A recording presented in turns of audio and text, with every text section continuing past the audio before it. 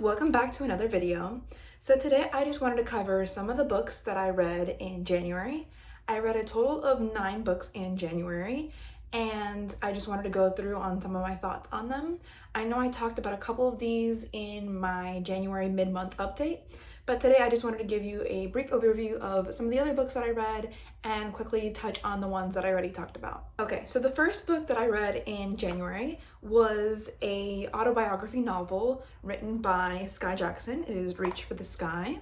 This is my copy of it.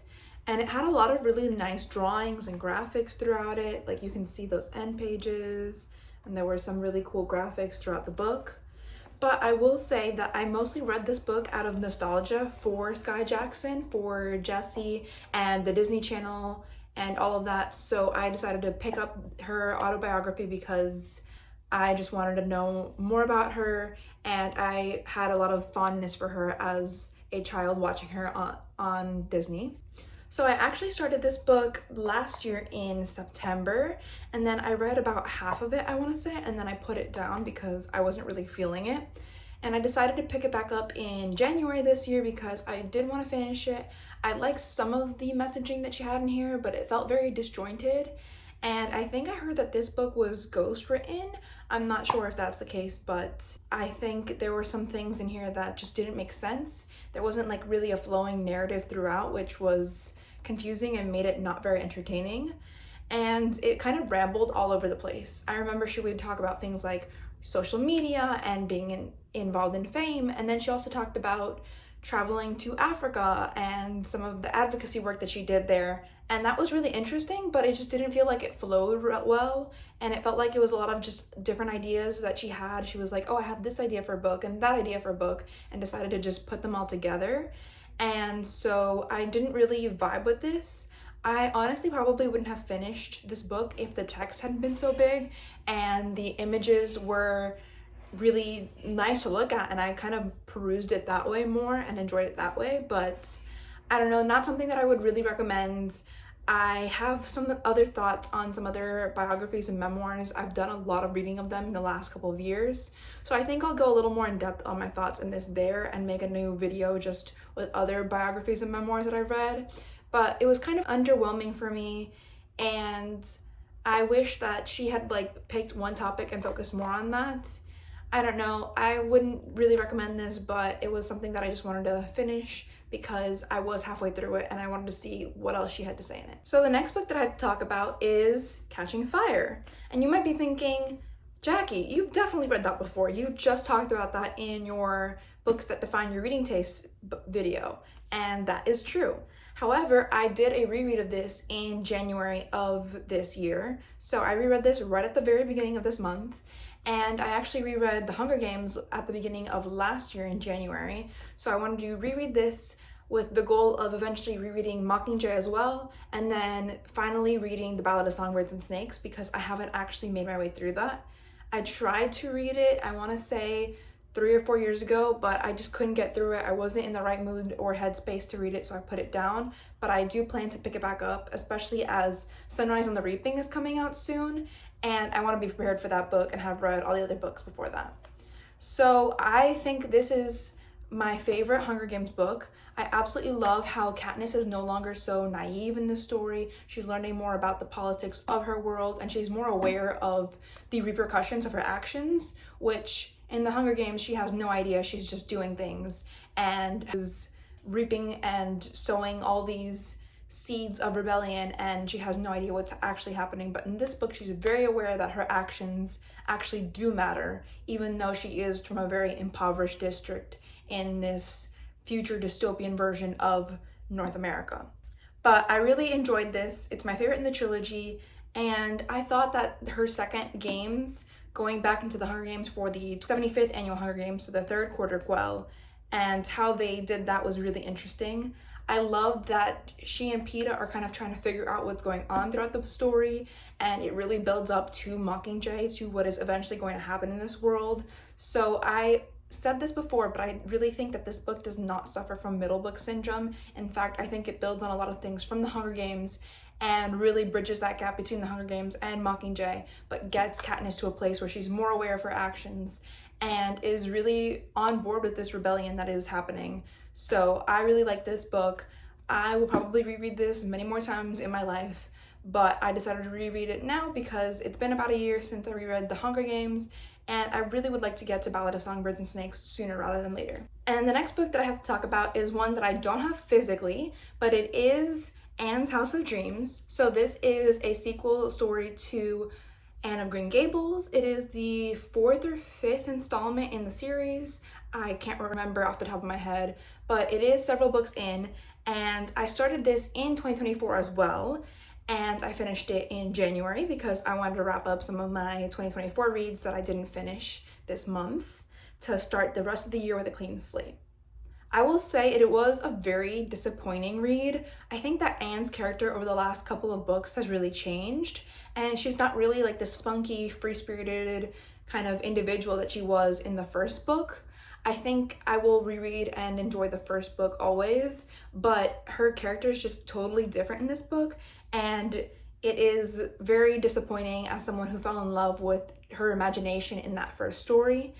And this book actually focuses on Anne and Gilbert, who are now married in this book, which is crazy to think about, especially as we see her at 11 or 10 years old in the first story.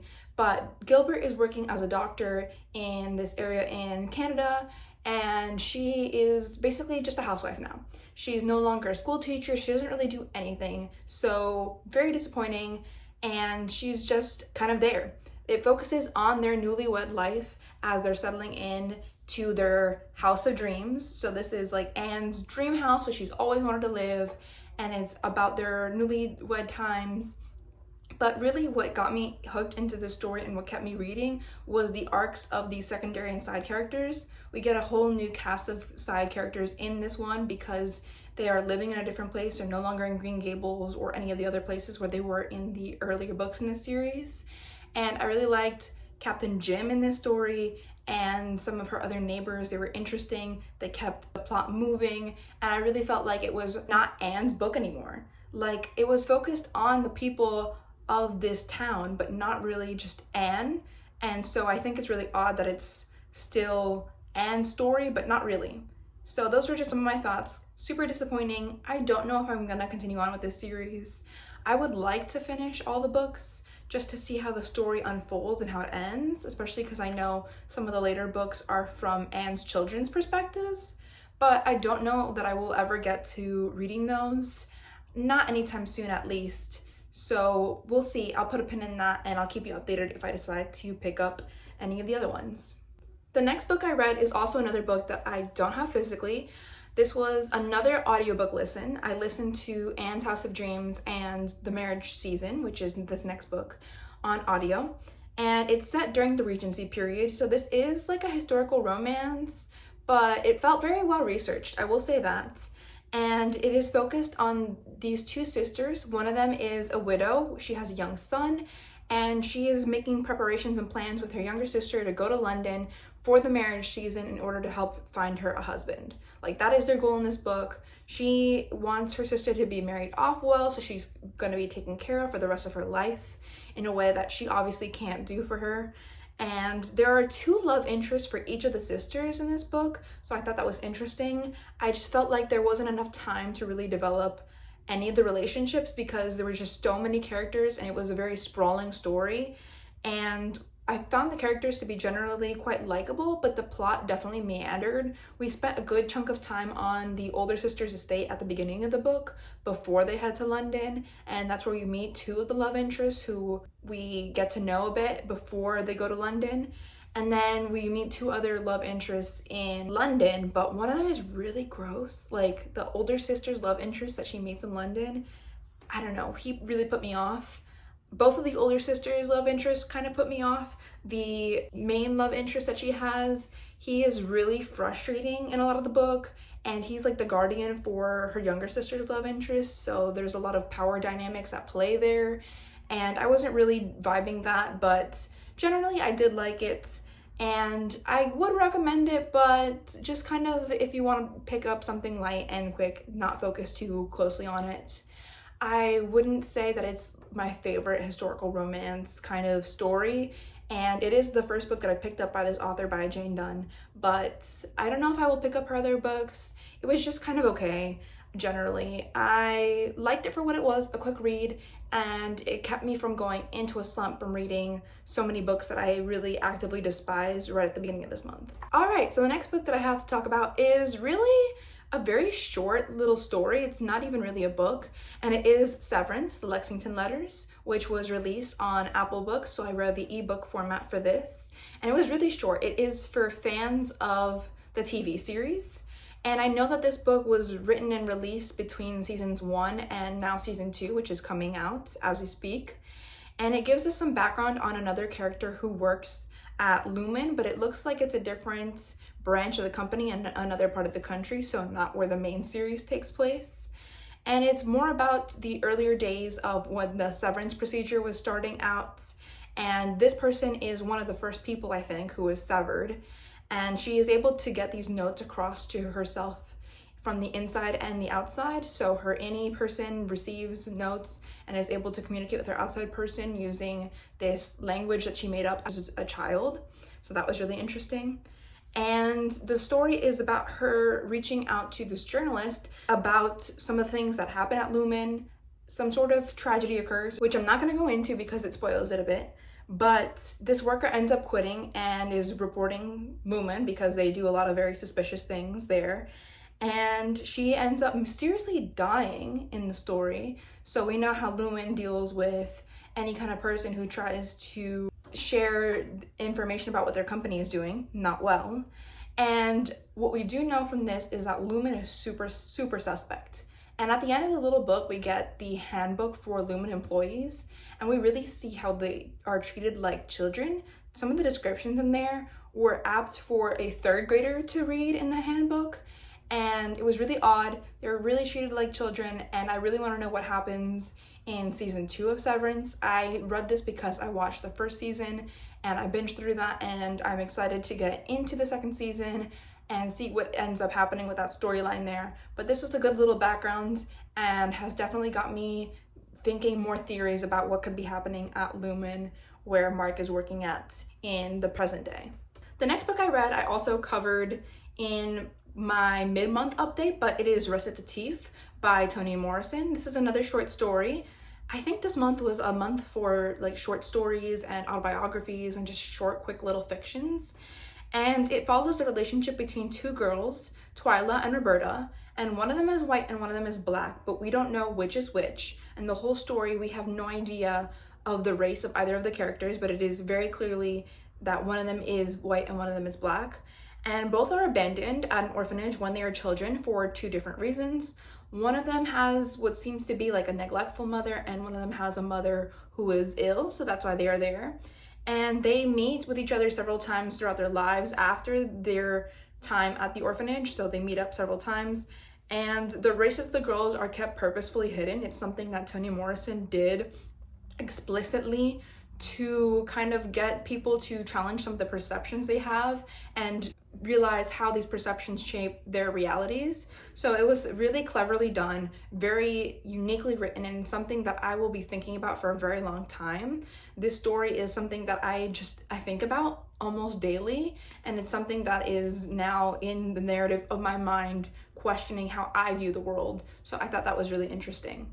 I listened to this on Libro FM. I got a audiobook listening copy from their influencer program for this, but I did listen to this as an audiobook, and I got a foreword with it, and the foreword kind of talks about some of the impact of Toni Morrison's other stories.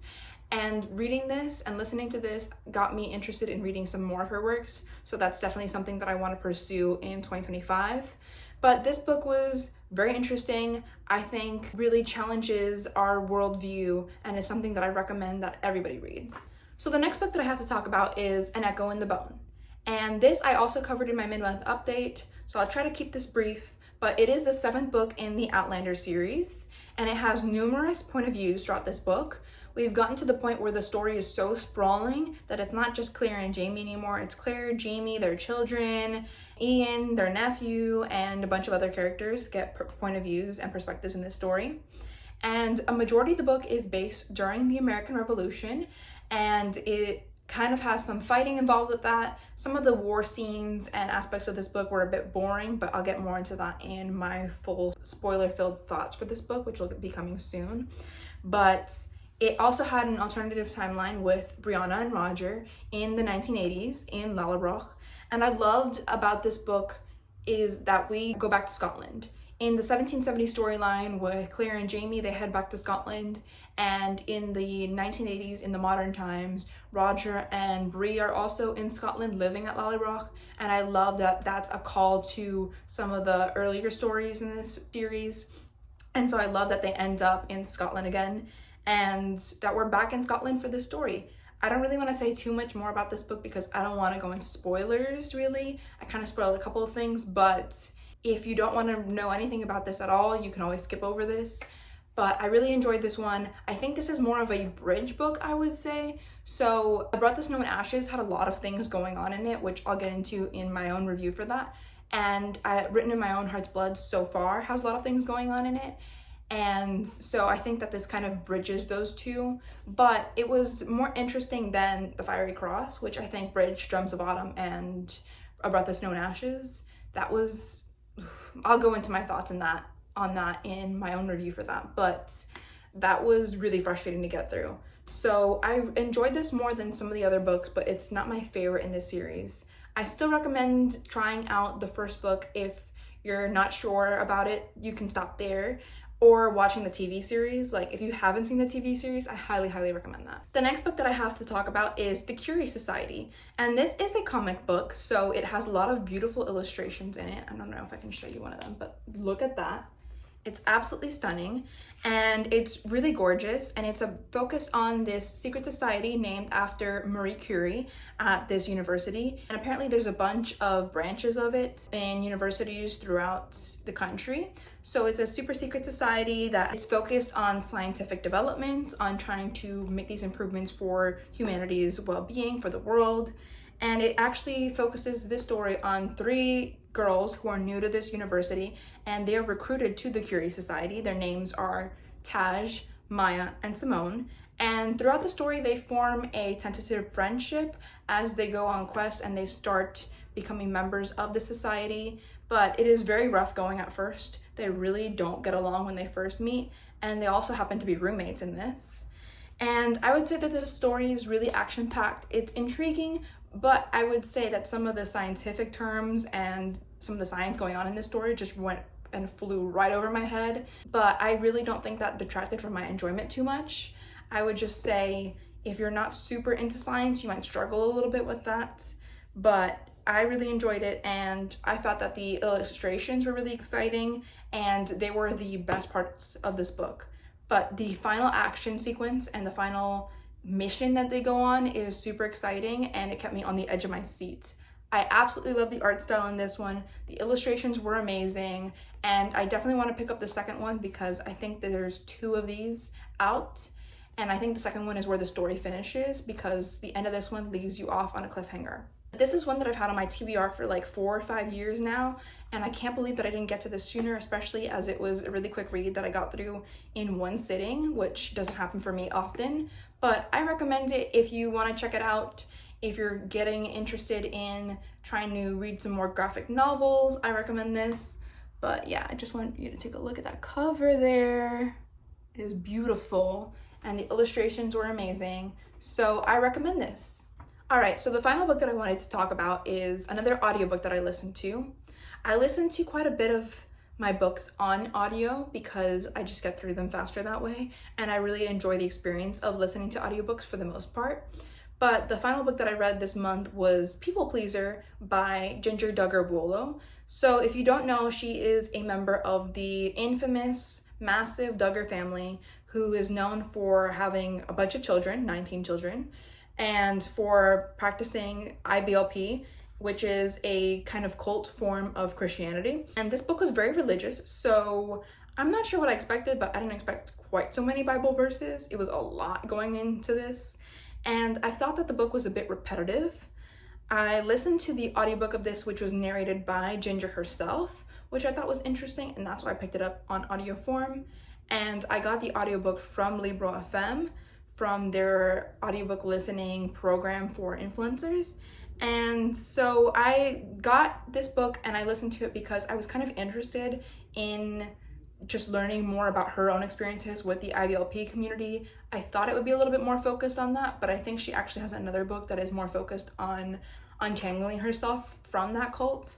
But yeah, I thought that some of her anecdotes here about people pleasing were relatable, but it was just too many Bible quotes. Like, anytime she'd make a point, she'd be like, okay, and here's 15 quotes from the Bible. And I was like, okay, you've lost me a bit here. And I really read this more out of morbid curiosity rather than anything else. And I saw that it was a pretty short audiobook. I listened to it on 2x speed for most of it to get through it faster. And I just wanted to know more about Ginger's experiences with the Duggar family, with IBLP, and hearing from her own voice on these matters. So that's why I picked it up. It was a quick read for the end of January. And yeah, I think that this is not something that I would really recommend widely, but I do want to read some more books by famous people, by celebrities and stuff, because I want to make a video all about that. And I've listened to or read a lot of audiobooks and memoirs from famous people, so it's just something that I'm interested in and I'd like to talk about some more. All right, so those are the 9 books that I read in January, and these are the physical copies that I have of the books. So I had 4 of them physically, 5 of them I did not have. I listened to 3 or 4 of them on audio, and I read one of them on ebook, but these are the copies that I had, and those were some of my thoughts on them, just some brief thoughts. I'll be going into my thoughts more in depth on the An Echo in the Bone book because I'm doing reviews for each of the books in the Outlander series. So if you're curious about that, I will go into more in spoiler-filled depth with that review. And those are just some of my general thoughts. What books did you pick up in January? What books did you wish you picked up in January or are on your February to-be-read list that have kind of spilled over from January? I would love to know. Please leave me a comment down below with that. And if you have any recommendations for me, I would absolutely appreciate that. Leave that in the comment below. And if not, you can just leave me a star emoji in the comments if you made it to this point for the Curie Society, which is all based on science. So leave me a star emoji in the comments. And I hope that wherever you are in the world, you are doing great, you are doing well. Thank you so much for watching, and I will see you for the next one.